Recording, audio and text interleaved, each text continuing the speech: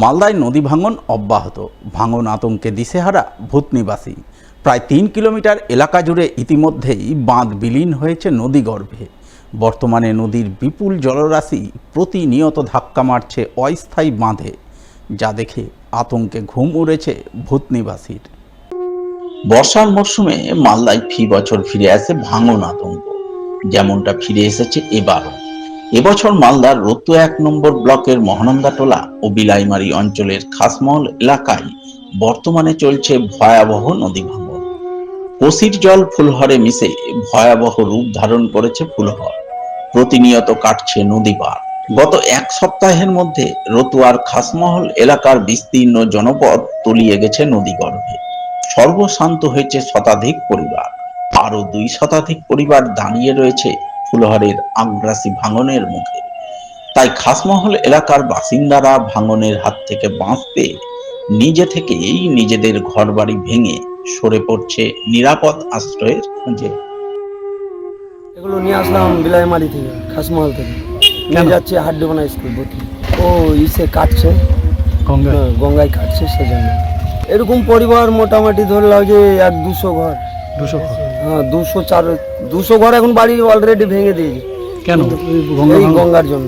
তার থেকে বেশি এখন ৫০০-৬০০ ঘর হবে না, কিছু কাজ হচ্ছে না, বাড়ি ভেঙে নিয়ে আসে। বাড়ি ভেঙে নিয়ে চলে ওখানে কি প্রশাসনের পক্ষ থেকে কোনো ব্যবস্থা নেওয়া হয়নি আপনাদের? না, কোনো ব্যবস্থা না হয়। এ তো গেল রতুয়া ১ নম্বর ব্লকের নদী ভাঙন সমস্যার কথা। এবারে আসি মালদার মানিকচক ব্লকের ভূতনির উত্তর চণ্ডীপুর এলাকার নদী ভাঙনের কথায়। উত্তর চণ্ডীপুরের বিস্তীর্ণ এলাকা জুড়ে প্রায় মাসখানেক ধরেই ভাঙনের তাণ্ডব লীলা শুরু করেছে গঙ্গা ও কোসি।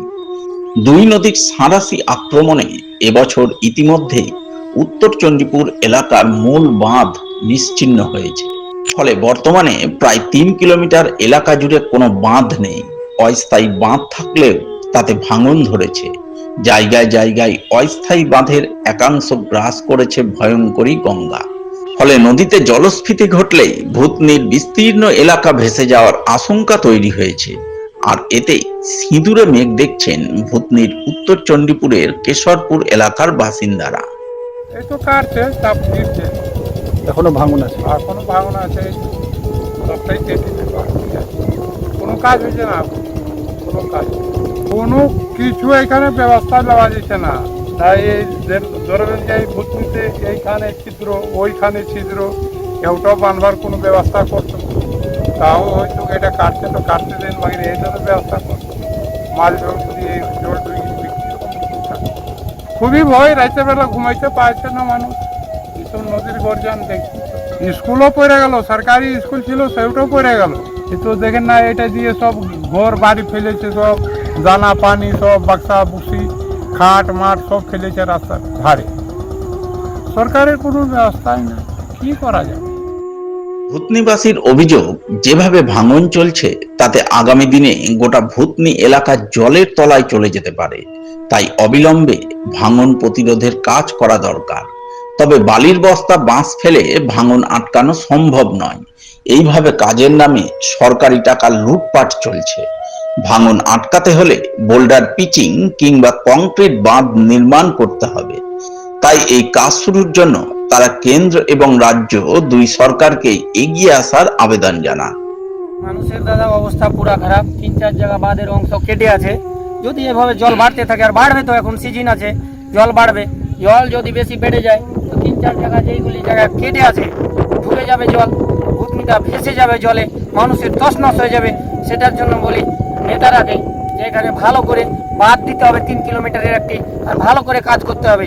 কয়েকবার থেকে ওই বস্তা দিচ্ছে, থামছে না। ২০ তো বস্তা দিল, ২১00 দিল, ২২00 দিল, ২৩-এ কাজ হয়নি, ২৪-এ আবার বস্তা দিচ্ছে টাকা খাওয়ার জন্য।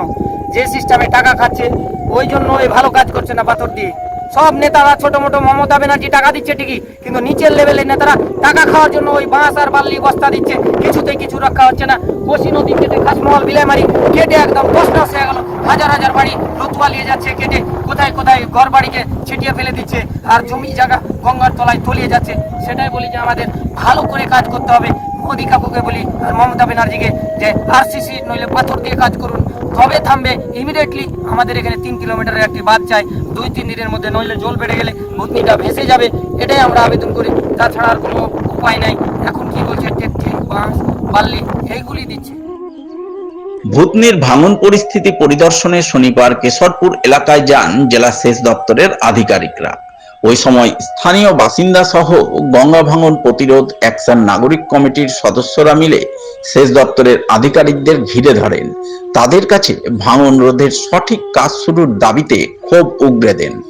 গঙ্গা ভাঙন প্রতিরোধ অ্যাকশন নাগরিক কমিটির সদস্যরা বালির বস্তার পরিবর্তে বিজ্ঞানসম্মত উপায়ে ভাঙন প্রতিরোধের দাবি জানান। সেই সঙ্গে তারা রাজ্য সরকারের কাছে ভাঙন দুর্গতদের জন্য পুনর্বাসন এবং কেন্দ্র সরকারের কাছে ভাঙন প্রতিরোধে স্থায়ী কাজের আবেদন জানান। ভূতনিতে যে প্রকোপ আইন, এই যে বালির বস্তা আগে দিচ্ছিল আপনার সাদা বস্তা, এখন দিচ্ছে কালো বস্তা। এই বস্তা দিয়ে, প্রকোপ আইন দিয়ে, বাঁশ দিয়ে, বোল্ডার দিয়ে গঙ্গা ভাঙন প্রতিরোধ হবে না। আমাদের গঙ্গা নদীতে ভাড়ার পরে মানুষের সুপার সাইক্লোন হলে ভূমি ক্ষতিপূরণ পায়, ওভার ফ্লাড মানে বন্যা হলে ক্ষতিপূরণ পায়, মানুষ মরে গেলেও ক্ষতিপূরণ পায়। কিন্তু গঙ্গা ভাঙনের প্রাণটুকু ছাড়া কিছুই থাকে না। জমি জায়গা, যাদের বাড়িতে 50 বিঘা জমি, 60 বিঘা জমি, 70 বিঘা, যাদের বাড়িতে 10খানা লাঙ্গল ছিল, যাদের বাড়িতে 10টা লোক কাজ করতো, তারা আজকে রোডের ধারে ভিখারি হয়ে অন্যের আমবাগানে পিটাউলো দিয়ে বসবাস করে। তারা কিন্তু কোনো ক্ষতিপূরণ না। আপনাদের মাধ্যমে আমরা আমাদের মাননীয় মুখ্যমন্ত্রীকে অনুরোধ করে জানাতে চাই, আপনি দয়া করে স্থায়ীভাবে গঙ্গা ভাঙন প্রতিরোধের কাজ করবেন না। এই টাকা দিয়ে আপনি মাই মানুষগুলোর পুনর্বাসন করুন। আর সেন্ট্রাল গভর্নমেন্ট, এটা যেহেতু জাতীয় নদী, জাতীয় স্তরে কাজ করবে সেন্ট্রাল গভর্নমেন্ট, আর নতুন প্রজেক্ট দিয়ে কাজ করুন। এটা হচ্ছে আমাদের গঙ্গা ভাঙন প্রতিরোধ অ্যাকশন নাগরিক কমিটির দাবি।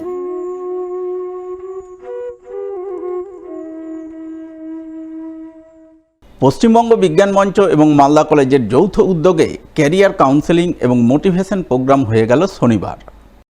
এদিন এই প্রোগ্রাম অনুষ্ঠিত হয় মালদা শহরের সানাউল্লাহ মঞ্চে। পশ্চিমবঙ্গ বিজ্ঞান মঞ্চের মালদা শাখা এবং মালদা কলেজের career counselling and placement guidance সেলের পক্ষ থেকে যৌথভাবে ক্যারিয়ার কাউন্সেলিং এবং মোটিভেশন প্রোগ্রাম আয়োজন করা হয়। উপস্থিত ছিলেন মালদা কলেজের অধ্যক্ষ ডক্টর মানস কুমার বৈদ্য, বিজ্ঞান মঞ্চ মালদা শাখার সম্পাদক সুনীল দাস, সভাপতি কেপি সিং সহ আরও অনেকে। তারা সকলে মিলে এদিন জেলার শহর ও শহরতলি এলাকার 8ম থেকে 10ম শ্রেণীর ছাত্রছাত্রীদের ক্যারিয়ার কাউন্সেলিং করেন। ছাত্রছাত্রীদের পড়াশোনা, ভবিষ্যৎ গড়া ইত্যাদি নানান বিষয়ে সঠিক দিশা দেখান এবং সুপরামর্শ দান করেন বলে জানা গেছে। আমাদের আজকের এই যে ব্যবস্থা, আজকের এই ব্যবস্থার মাধ্যমে আমরা ছাত্রছাত্রীদের এবং গার্জেনদেরকে বোঝাতে চেয়েছি যে শুধুমাত্র ওই একটা জায়গাকে লক্ষ্য করেই জীবন চলবে এরকম বিষয়। আমাদের ছাত্রছাত্রীদের অনেকগুলি অভিমুখ আছে, এই প্রত্যেকটা অভিমুখে ছাত্রছাত্রীরা সফল হতে পারে। তারা কিভাবে আগামী দিনে বিভিন্ন উইংসে পড়াশোনা করে একটা জায়গায় না হলে আর একটা জায়গায়, তার পরবর্তীতে কোন জায়গা আছে সেই জায়গাগুলোতে তারা সফলভাবে তাদের জীবনকে নিয়ে যেতে পারবে, সেই বিষয়ে একটি career counselling and motivation program. এই ক্যারিয়ার কাউন্সেলিং মোটিভেশন প্রোগ্রামে আমাদের মালদা শহরে 4 জন ছাত্র এখানে উপস্থিত হয়েছে, তারা কেউ ফার্স্ট ইয়ার আছে, কেউ সেকেন্ড ইয়ার আছে, কেউ কোয়ালিফাই করেছে। এই 4 জন ছাত্র তাদের অভিজ্ঞতার কথা বলবে। অভিজ্ঞতার কথা বলার পরবর্তী পর্যায়ে তারা ছাত্রছাত্রীদের সামনে রাখবে এবং সেখান থেকেই আমাদের ছাত্রছাত্রীরা আশা করি মোটিভেটেড হবে এবং মোটিভেটেড হয়ে তারা আগামীতে কীভাবে পড়াশোনা করবে, বিজ্ঞান পাঠে তারা কতটা আগ্রহী হবে, এই বিষয়গুলি তারা তাদের জীবনে প্রতিফলিত করতে পারবে। এটাই আমাদের লক্ষ্য। আমার তো মনে হচ্ছে খুব কার্যকরী হচ্ছে। অলরেডি একজন ছাত্র তার অভিজ্ঞতার কথা শেয়ার করে। আমার কোথাও মনে হচ্ছে আমরা যারা শিক্ষকরা অনেকদিন আগে পড়াশোনা করেছি, তার সঙ্গে আজকে পড়াশোনার পদ্ধতি এবং ছাত্রছাত্রীদের যে নিজস্ব সমস্যা এই মোবাইল ফোনের জন্য পড়াশোনা থেকে ডিরেল বেশিরভাগ জন হয়ে যাচ্ছে, মোটিভেশনের অভাব হচ্ছে।